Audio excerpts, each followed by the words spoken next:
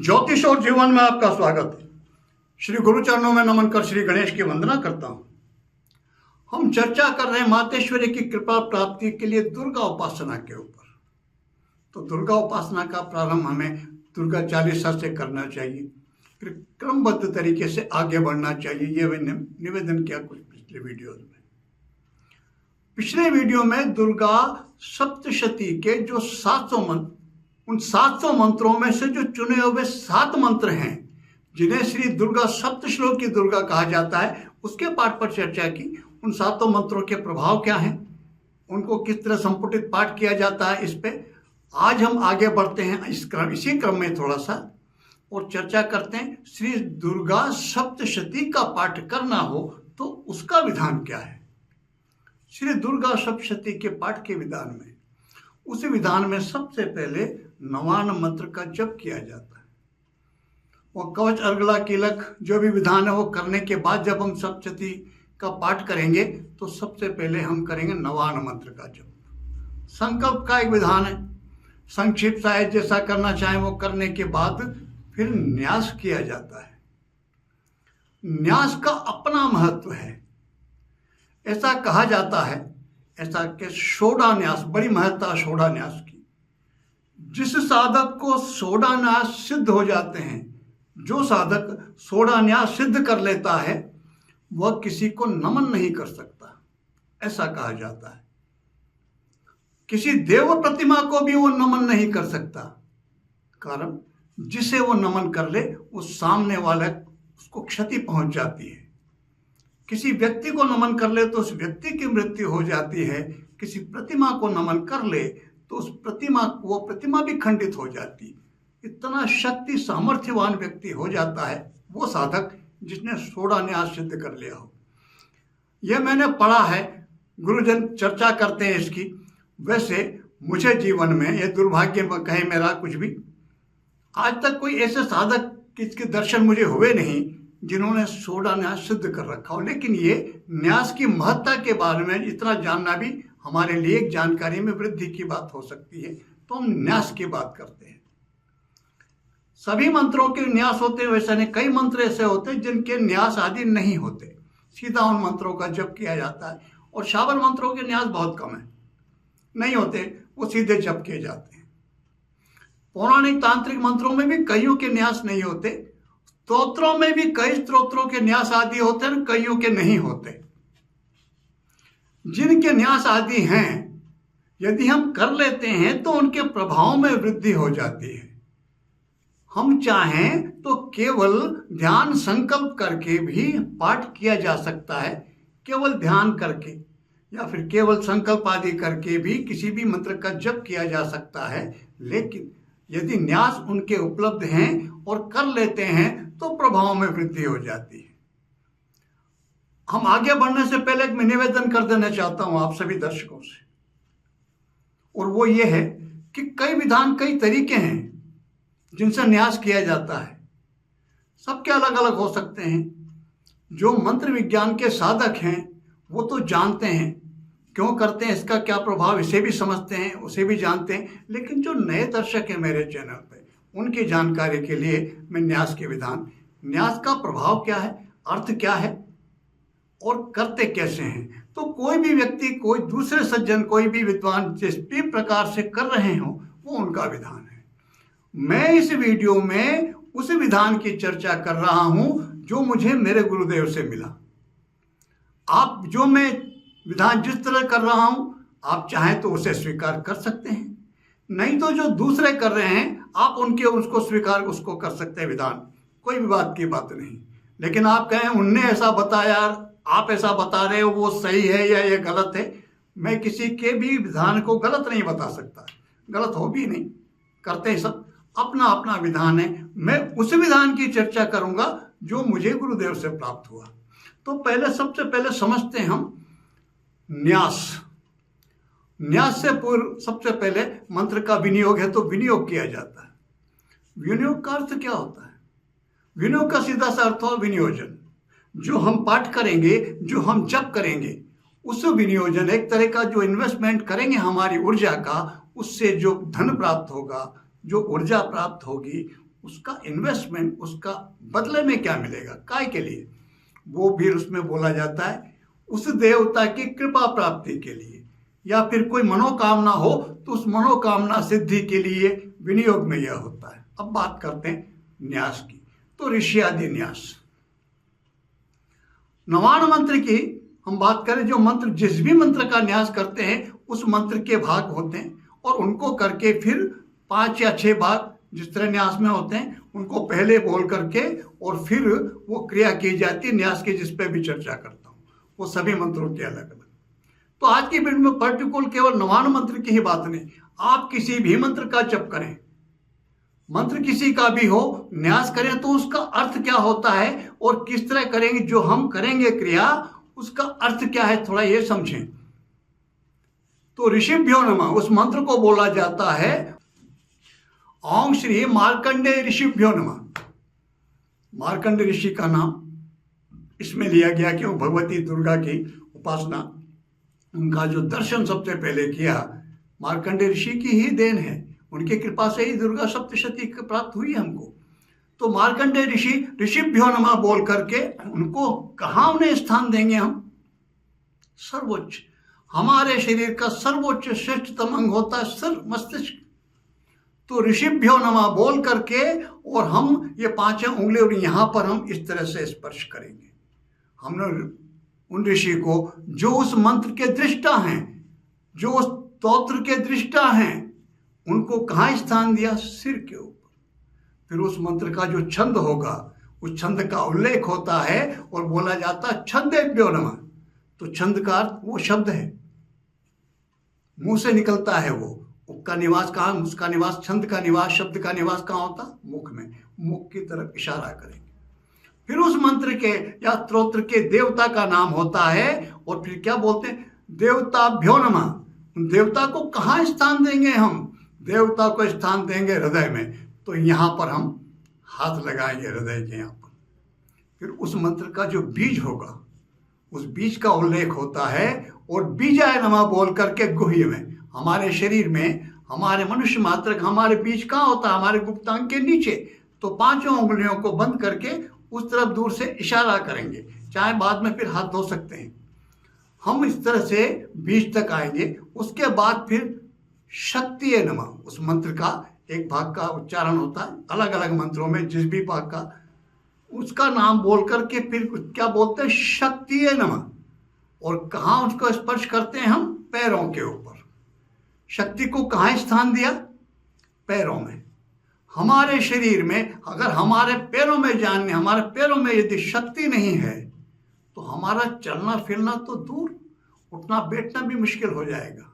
हमारा उठना बैठना, हमारा चलना फिरना, ये सब कुछ निर्भर करता है हमारे पैरों की शक्ति के ऊपर। इसलिए उस मंत्र की जो शक्ति है, उस मंत्र के भाग का जो शक्ति का जो भाग है, उसे कहाँ निवास करते हैं, कहाँ स्थान देते हैं। न्यास का अर्थ क्या होता है, न्यास का अर्थ होता है स्थापना, स्थापित करना। तो उनको कहाँ स्थापित करते हैं, शक्ति को पैरों में। कीलकाय नमः मंत्र के एक भाग का एक शब्द का उच्चारण होता है और कीलकाय नमः नाभो, कीलक, वो पॉइंट, सेंटर पॉइंट, हमारे शरीर का जो मूल बिंदु, जो सेंटर पॉइंट है वो क्या है, वो है नाभि। जब हम माता के गर्भ में थे तब हम काय से जुड़े थे, हमारी माता से हमारा जुड़ाव किससे था, नाभि से। जो नाल थी हमारी जुड़ी हुई, उसी के माध्यम से हम माता से जुड़े हुए थे और उसी के माध्यम से हमारे पूरे शरीर को पोषण मिल रहा था। हमारे अंग प्रत्यंग तक, हमारे जन्म से पूर्व हमारा पूरा शरीर हमारी माता के गर्भ में बन चुका था। जन्म के बाद केवल विकास होता है।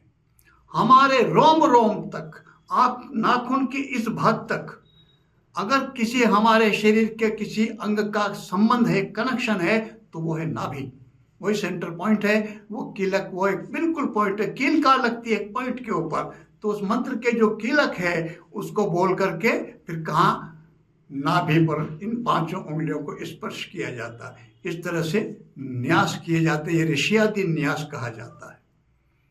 आपने सुना होगा ना शिलान्यास, कोई मंत्री जी आते हैं, कोई नेताजी आते हैं या कोई संत आते हैं, जो भी करते हैं विभूति, जो महान व्यक्ति जिसको बुलाया जाता है, प्रमुख व्यक्ति को, उनके कर कमलों से किसी बनने वाले भवन की या किसी का जो पत्थर लगाए जाते हैं, जो शिला लगाई जाती है, जो पत्थर स्थापित किया जाता है, जिस पे लिखा होता है सारा वर्णन, क्या बोलते हैं उसको? शिलान्यास।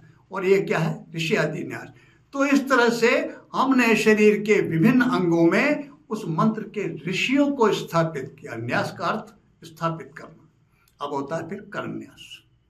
यहां पर एक बात है, करन्यास में प्रायः देखा जाए तो जो बोलते हैं अंगुष्ठाभ्याम नमः, जो भी करते हैं बहुत से कहते हैं इस तरह करो, वैसे बोलते हैं कि ऐसे ये ऐसे करो, अंगुष्ठा मंत्र का उसको बोल के अंगुष्ठाभ्याम नमः ऐसे किया जाता। तजनीमाभ्याम नमः, अंगूठे से तजनी का स्पर्श यूं भी करने की बोलते हैं विद्वान कई, और यूं भी बोलते हैं कि अंगूठे से तजनी का स्पर्श किया जाए। मध्यमाभ्याम नमः, अंगूठे से मध्यमा का स्पर्श किया जाए। अब मैं उस विधान की बात करता हूं जो मुझे गुरुदेव से प्राप्त है। मैं उस विधान को चर्चा कर रहा हूं, स्पष्ट कर रहा हूं, स्वीकार करना। तो अंगुष्ठाभ्याम नमः उस मंत्र को बोलेंगे। मंत्र, उस मंत्र का जो मंत्र आगे है वो लिखा होता है मंत्र के हिसाब से, बोलेंगे अंगुष्ठाभ्याम नमः और दोनों हाथों के अंगूठों को मिलाएंगे, अंगुष्ठाभ्याम नमः, इस तरह से। ऐसे नहीं, ऐसे ये है कि अंगुष्ठाभ्याम नमः की मुद्रा ये बनेगी। तजनीमाभ्याम नमः, दोनों हाथों की तर्जनी उंगलियों के जो पौर हैं, प्रथम पौर, उनको मिलाएंगे, तजनीमाभ्याम नमः। ये मध्यमा उंगलियों के मध्यमाभ्याम नमः। अनामिकाभ्याम नमः, ये कनिष्ठकाभ्याम नमः। और करतल कर पृष्ठाभ्याम नमः, दोनों हाथों के करतल पृष्ठ को जो पृष्ठ भाग है उनका इस तरह से स्पर्श कराएंगे। बहुत से यूं करते, यूं भी करने की बात कही जाती, लेकिन मेरे हिसाब से, मुझे जैसे गुरुदेव से प्राप्त हुआ, वो विधान ये है, करतल कर पृष्ठाभ्याम नमः, दोनों हाथों के ये जो पृष्ठ भाग हैं इनका इस तरह से स्पर्श करना चाहिए। यह करन्यास कहलाता है।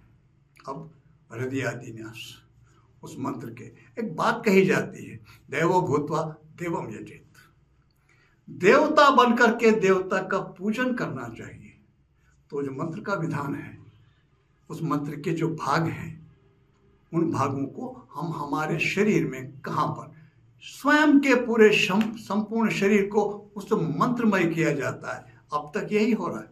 अब तक हमने क्या किया, हम ऋषियों के, उस मंत्र के जो ऋषि आदि हैं, उन्हें कहाँ किस तरह स्थान दिया, मंत्र को मंत्रमय किया, हमारे शरीर को, कुछ भागों को। और यह अभी तक ये हाथों, यही महत्वपूर्ण है, जो भी कर्म करते जीवन में हाथों का बड़ा महत्व है, कर का। तो हाथों को, फिर किसको, हाथों को मंत्रमय किया, इन्हें शक्ति संपन्न किया। अब करते हैं हम हृदयादिन्यास की बात। उस मंत्र को बोला जाता है, उस मंत्र के उस भाग को, और हृदयाय नमः, ये 5 उंगलियां स्पर्श करते हैं और हम हृदय के यहाँ पर स्पर्श करते हैं, हृदयाय नमः। उस मंत्र का, जहाँ पर जिस मंत्र का जप कर रहे हैं उसके दूसरे भाग को बोल के, जो भी है सिर के सामने, शीर से स्वाहा, या सर के ऊपर या इस तरह से स्पर्श करते हैं, 5 उंगलियों को मिला करके, और सर पे स्पर्श किया जाता है, शीर से स्वाहा। शिखाय वशट मंत्र बोल के, तो शिखा के भाग यहाँ पर स्पर्श किया जाता है। कवचाय हूँ, कवचाय हूँ में दोनों हाथ और ये दोनों कंधों पर इस तरह से स्पर्श किया जाता है। कवच, ये कवच की मुद्रा है। कवच क्या काम, क्या होता है? कवच का काम होता है रक्षा करना। किसी भी प्रकार की भय की स्थिति में व्यक्ति क्या करता है, कंपन छूटता है शरीर में, कांपता है, कांपता है तो वो हाथों को यूं बांध लेता है। आपने देखा होगा सर्दी में, जब सर्दी लगती, ठिठुरन लगती है ना, तो कोई नहीं कहता है कि ऐसे करो, लेकिन स्वतः आदमी ऐसे कर लेता है। ये क्या मुद्रा बनती है? ये रक्षा का भाव बनता है। हमारी शरीर की जो ऊर्जा, एनर्जी, वो अपने अंदर ही सीमित। तो कवचाय हम बोलेंगे हम, तो कवचाय हम बोल करके इन दोनों हाथों को हम इस तरह से कंधे से स्पर्श करते हैं। यह कवचाय हम की मुद्रा। नेत्र तयाय वशट, 3 नेत्र हैं, 2 नेत्र तो यहीं और एक तीसरा नेत्र ये जो आज्ञा चक्र जहाँ पर है। तो ये 3 उंगलियां, दोनों उंगलियों के यहाँ पर इस जगह लगेंगे, और ये जो उंगली है मध्यमा जिसको बोलते हैं हम, ये जो मध्यमा उंगली, इस मध्यमा उंगली को इस तीसरे यहाँ पर, जो तीसरे स्थान की जहाँ तीसरा नेत्र कल्पना, यहाँ टच करके हल्का सा दबाया जाता, तीनों पॉइंट को। ये नेत्र तयाय वशट बोलते हैं फिर। और फिर लास्ट में ये जो हमारा अस्त्राय फट बोलते हैं, तो इस हाथ को सामने से घुमाते हैं, बाएं हाथ की तरफ ले जाते हैं, दाहिने हाथ की तरफ सामने से लाते हैं, और ये मध्यमा और तर्जनी इस उंगली से बाएं हाथ पर हम चोट करते हैं। ये अस्त्राय फट। इस तरह से हम पूरे शरीर को उस मंत्रमय करते हैं जिस मंत्र का हम जप करने जा रहे हैं। उस स्तोत्र से संपुटित करते हैं, एक तरह से पूरे शरीर को उस स्तोत्रमय करते हैं जिस स्तोत्र का हम जप करने जा रहे हैं। यदि उनके अंगन्यास, ऋषयादि न्यास, करन्यास हैं, वो मंत्र हो या स्तोत्र हो, तो वो करना चाहिए, और नहीं है तो सीधे उनका जप, मंत्र का जप या स्तोत्र का पाठ किया जा सकता है। यदि है उसके, और यदि हमारे पास समय किया किसी भी कारण से ना करना चाहे, आवश्यक नहीं है, लेकिन यदि करते हैं तो उस मंत्र के प्रभाव में वृद्धि हो जाती है। क्यों? क्योंकि हम उस मंत्र में, उसी मंत्र से अपने आप को आप्लावित करते हैं और फिर उस मंत्र का जप करते हैं। निश्चित रूप से फिर प्रभाव में वृद्धि होगी ही होगी। यह न्यास का महत्व है। तो हम भगवती की उपासना की बात कर रहे हैं। हम सप्तश्लोकी दुर्गा में जो सातों मंत्र हैं उनके विधान पर क्या क्या है अर्थ को हमने पिछले वीडियो में समझा। आज के वीडियो में न्यास के बारे में मैं पहले निवेदन कर चुका आपसे। मेरा जो विधान जिस तरह से देव गुरु कृपा से प्राप्त हुआ, हम सबसे पहले नवान मंत्र जो हमारे कवच, अर्गला, कीलक आदि करने के बाद, जो भी हम जिस क्रम भी क्रम है गुरु क्रम से मिला हुआ है, वो करने के बाद जब हम सप्तशती श्री दुर्गा सप्तशती के पाठ करेंगे, प्रथम चरित्र, द्वितीय चरित्र और तीन चरित्र में है, वो विभक्त है, 13 अध्याय हैं। पाठ से पूर्व नवान मंत्र का जप करेंगे, और नवान मंत्र के जप से पूर्व हम इस तरह से ऋषयादि न्यास, करन्यास और हृदय न्यास करके स्वयं को उस मंत्रमय बनाएंगे, और फिर भगवती की उपासना नवान मंत्र का जप प्रारंभ करेंगे। औंगे ग्रैं क्लीं चामुंडाय विच्चे नमः। यह नमः लगना चाहिए, पुस्तकों में नहीं मिलता है, लेकिन मुझे गुरु कृपा से प्राप्त है, तो मेरा निवेदन यह है आपसे कि लगाना चाहिए। नवान मंत्र का जप करें। विधान मैंने न्यास आदि का आपसे निवेदन किया। भगवती आप सब पर कृपा करें। इसी प्रार्थना के साथ मैं आप सबको नमन करता हूँ। नमस्कार।